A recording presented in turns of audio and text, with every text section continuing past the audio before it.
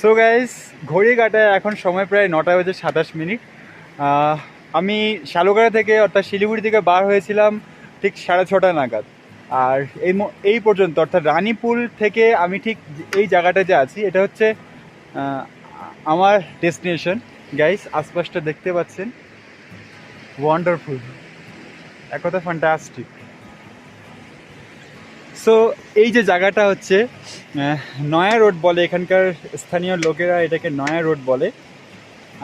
ঠিক রানীপুল থেকে একটু সামনে মেফেয়ার, হোটেল মেফেয়ার থেকে বাম দিকে যে রাস্তাটা ঢুকেছে, বাম দিকে যে রাস্তাটা রুমটেকের দিকে গেছে, ঠিক রুমটেকের দিকে না গিয়ে সোজা আসতে হবে লুমসের দিকে। একটুখানি প্রায় ওখান থেকে 2-3-4 কিলোমিটার আসার পরে ঠিক, ওয়াও, এটা রিসর্ট হবে মনে হয়। সামনে এটা নতুন রিসেন্ট ওপেন হয়েছে, দ্যাটস ওয়াই এটা খুব সুন্দর করে সাজানো।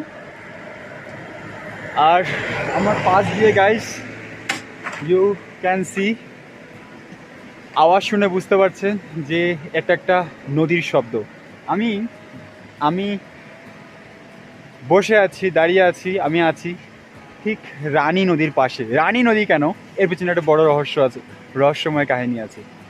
অনেক দিন আগের কথা, মঙ্গল জঙ্গের যিনি রাজা ছিলেন, উনার রাজার মৃত্যুর পরে উনার যে ওয়াইফ, উনার যে মানে ওখানকার যিনি রানী ছিলেন, উনি কিন্তু এই নদীর মধ্যে পড়ে সুসাইড করেন। কিন্তু তারপর থেকে এই নদীর কিন্তু নাম হয় রানী নদী। ওয়াও, অ্যামেজিং না? ভাবা যায় মানে তখনকার যুগে মানে রাজার মৃত্যুর শোকে রানী সুসাইড করেছে। বাস ভাবা যায় কত সুন্দর তখন প্রেম ছিল, কত সুন্দর ভালোবাসাগুলো, কত সুন্দর ছিল, তাই না? যদি আজকের দিনে এত সুন্দর ভালোবাসাগুলো হতো তাহলে হয়তো বিচ্ছেদ নামক জিনিসটাই হতো না, প্রতিটা সংসার হয়তো সুখী হতো। বহুত জ্ঞান দেওয়ার কথা বলে ফেললাম, সরি গাইজ। বাট আমি যে এই মুহূর্তে যে রাস্তাটায় আছি সেটা হচ্ছে নয়া রোড, আদমপুল থেকে একটু ওপরে।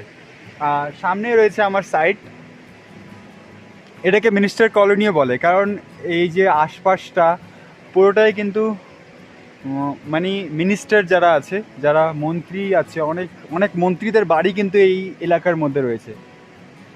সো এটাকে মিনিস্টার কলোনিও বলে।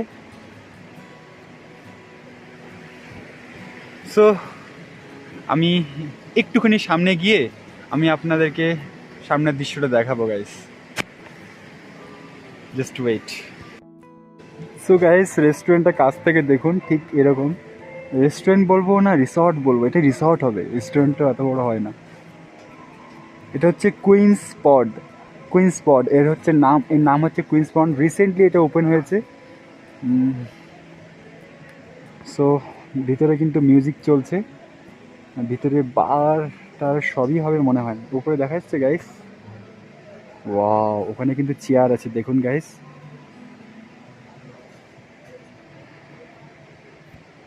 গাইস, সো এই হচ্ছে ঠিক এখানকার আপডেট। দেখা হচ্ছে নেক্সট ভিডিওতে guys. Thank you so much for watching this video.